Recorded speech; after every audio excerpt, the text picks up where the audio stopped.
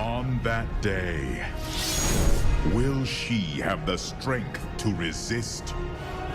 Or will she be our doom?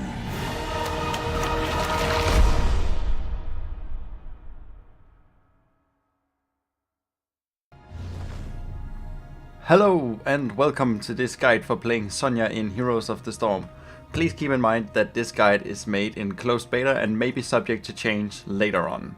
This guide consists primarily of 4 parts, which are a full talent build for Sonya, a first time playing Sonya talent build, basic playstyle and tips and tricks. If you're only here to see the full talent build, then you can click the link on the right corner that gets you straight to the full talent recap. Sonya is a squishy warrior hero with a high damage potential and a lot of self-heal. This talent build is gonna focus around some self-sustain and is all about being right up in your enemies' faces, taking all of the heat away from your teammates. Building the full talent, at level 1 I would recommend that you go with either Warpaint or Block, preferably Block. The thing is that Endless Fury, which increases your max Fury, is useless because you rarely even bank up the 100 Fury you can have, so 150 is not worth it, and Shout of Fury is really not that great because you have your Ancient Spear, which will gain you the Fury that you need in combat, provided that you can hit with it. Block is great because, as I said, Sonya is very squishy and this helps you reduce a lot of that damage which will otherwise come at your face. Warpaint can serve to counteract the damage you get, but I have found recently that most times you don't use as many basic attacks as you might actually think, and therefore the 25% heal may not be enough to make up for the 50% damage reduction for 2 basic attacks at the time. At level 4, I would say that you should go with Boon of the Ancients. Boon of the Ancients is great because when you hit with your spear, it goes from a 13-second cooldown to an 8-second cooldown, meaning you will generate Fury a lot faster and you will be able to use the mini stun that this ability provides more often. Normally, once I would maybe recommend Furious Blow because it increases the damage of your Seismic Slam, but the thing is that it also increases the cost of Seismic Slam to the same proportions, so you're still using the same Fury to deal the same amount of damage, which means that basically this is arguably useless, especially considering that Seismic Slam has a very, very low cooldown. Focus Attack is okay, but again, it's only every 10 seconds. Of course, basic attacks reduces that cooldown, but as I said, with Warpaint at level 1, you don't hit as many normal attacks as you might think. Superiority, you don't have to worry about non-heroic damage anyways. Level 7, I would say that you should go with Shattering Ground. The reason is that Shattering Ground makes your slam ability much more viable than it is up to this point. Dealing equal damage to all targets makes it great for both team fights, clearing minion waves, and hitting people who are trying to hide behind obstacles. So it is really a talent worth going for. Ancient Spear does poison damage. Ancient Spear doesn't deal that much damage, so to have it deal 50% extra damage doesn't really benefit much. 50% to a little is still very little, so it doesn't help enough compared to what you can get out of Shattering Ground. Ferocious Healing, you already have your Whirlwind that heals, and this one takes up a lot of Fury compared to how much it actually has the potential to heal you. A single Whirlwind, especially in the late game, can heal you up 100% at the cost of 55 Fury. This one can heal you 50% at the cost of 100 Fury. It's just not worth it. Now Sonya has 2 really great ultimate talents at level 10. Leap is great for engaging, chasing down enemies, intimidating, and also getting out of tough situations. But for this build I would recommend going with Wrath of the Berserker. The reason being that Wrath of the Berserker increases all your damage across the board by 40%. The ability does read that it increases your basic attacks and basic abilities, but the thing is, that's all you have. You have no other ultimates, so everything else is basic attack and basic abilities. It also reduces stuns, slows, silence, and all other kind of crowd control towards you, so you really get a lot out from those 15 seconds that it lasts. And as long as you keep hitting things and things keep hitting you, you will stay in this form of fury and destruction. So Wrath of the Berserker is clearly what you want to go with here. Level 13, I want to say you go with Life Funnel.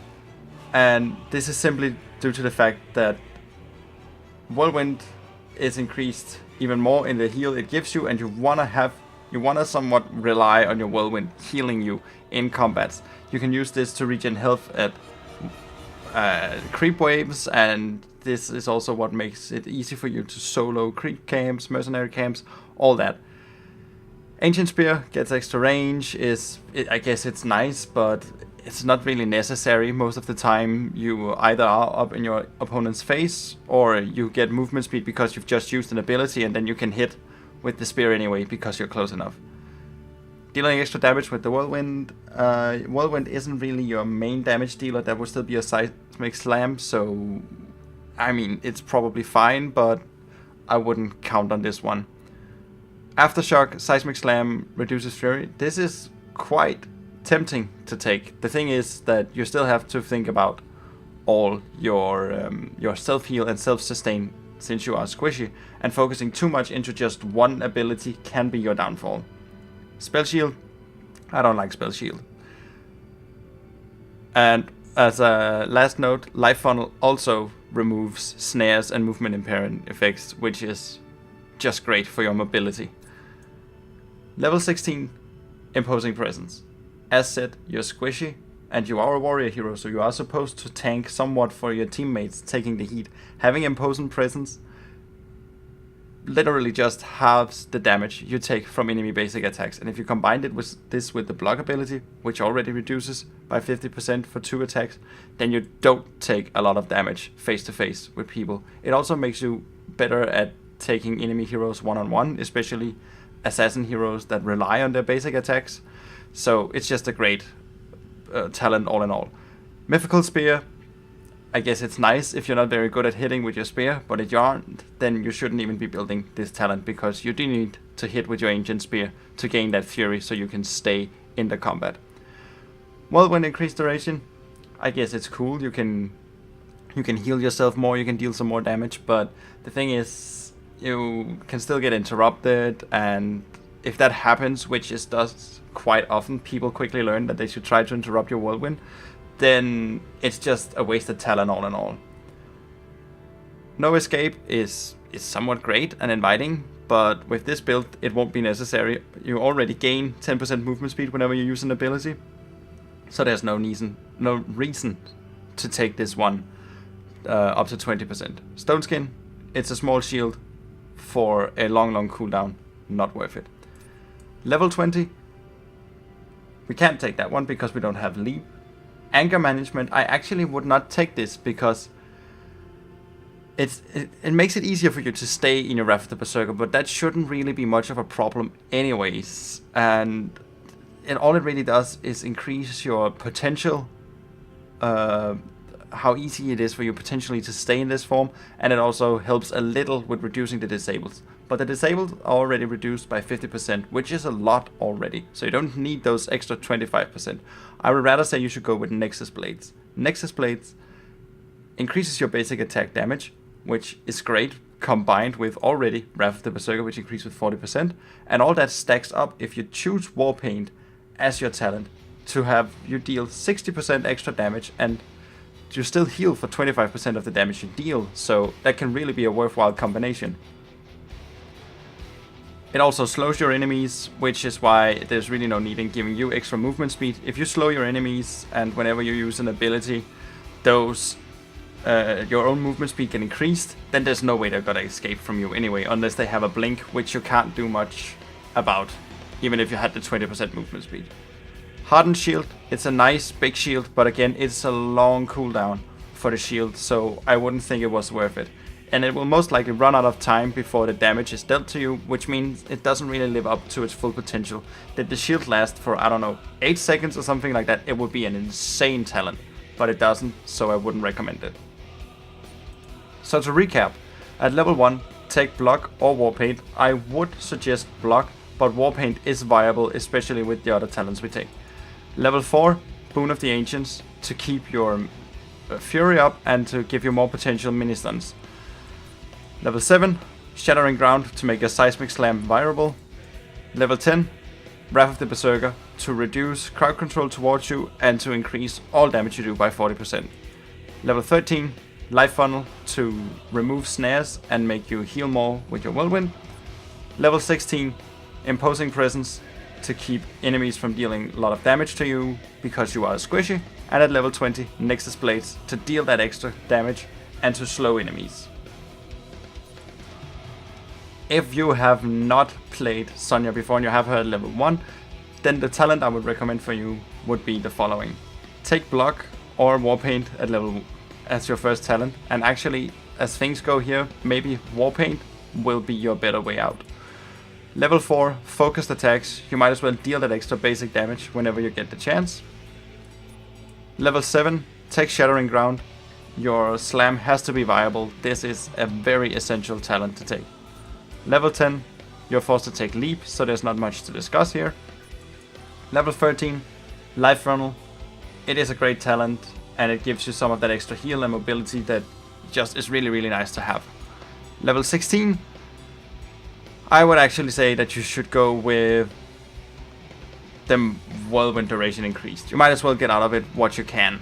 The extra movement speed is nice and I would not blame you for taking it, but extra duration of Whirlwind makes you capable of healing more, dealing more damage for the same amount of Fury, so it's still kinda nice.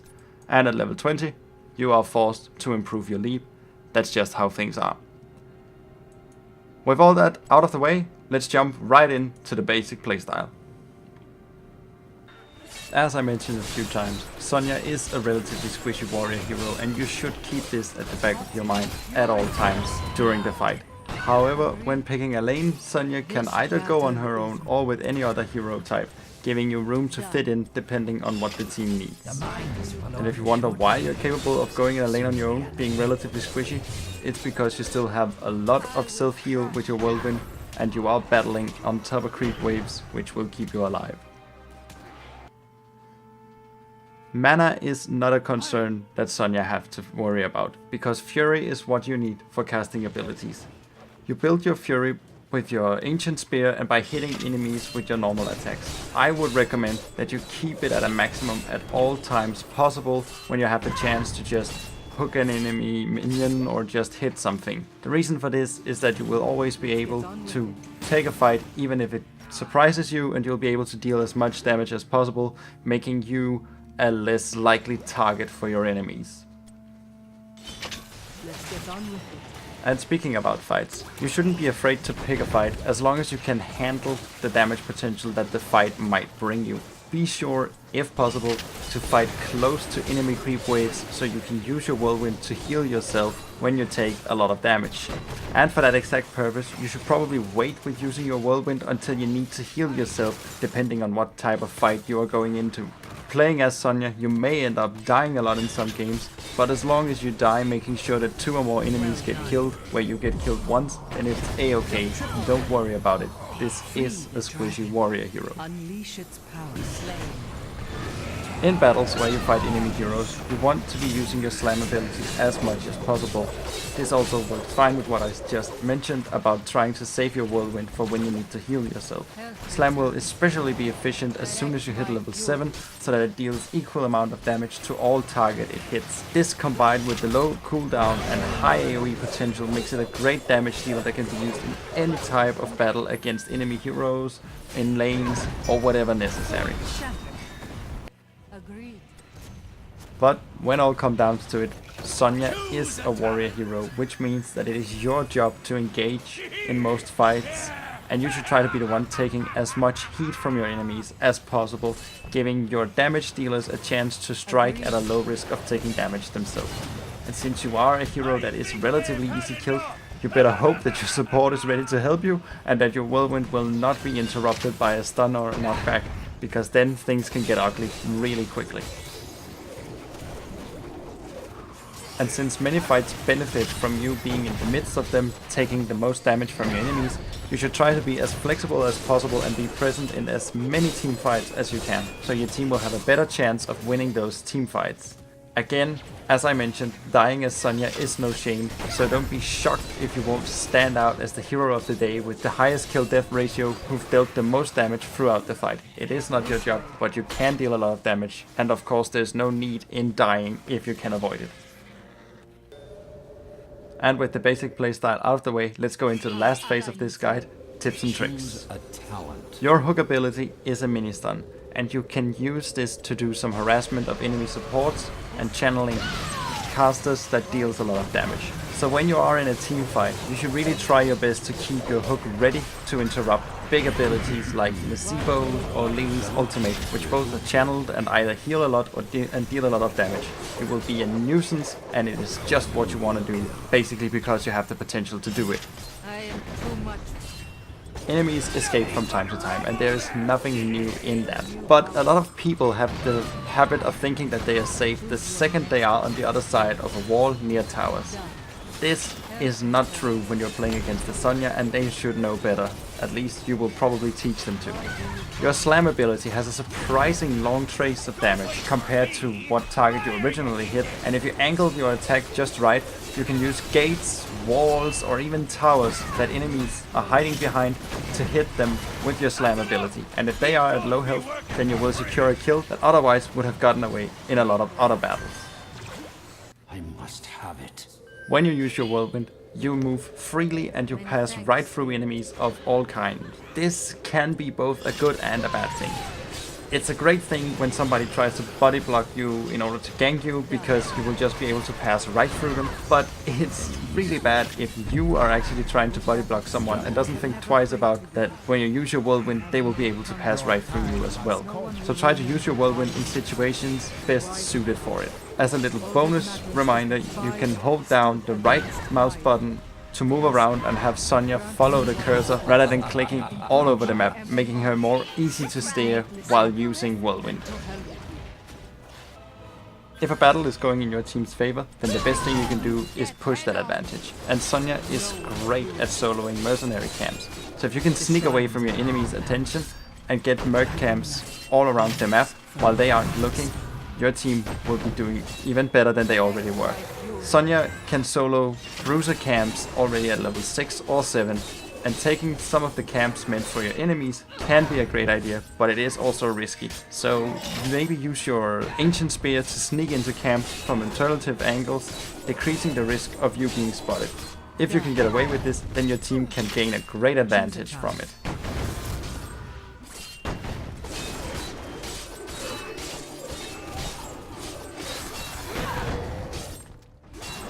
That is it for this guide on playing Sonya. I really hope it has been helpful for you. Please feel free to leave a comment of what you think, if you have any alternative suggestions. I really like discussing these guides with people.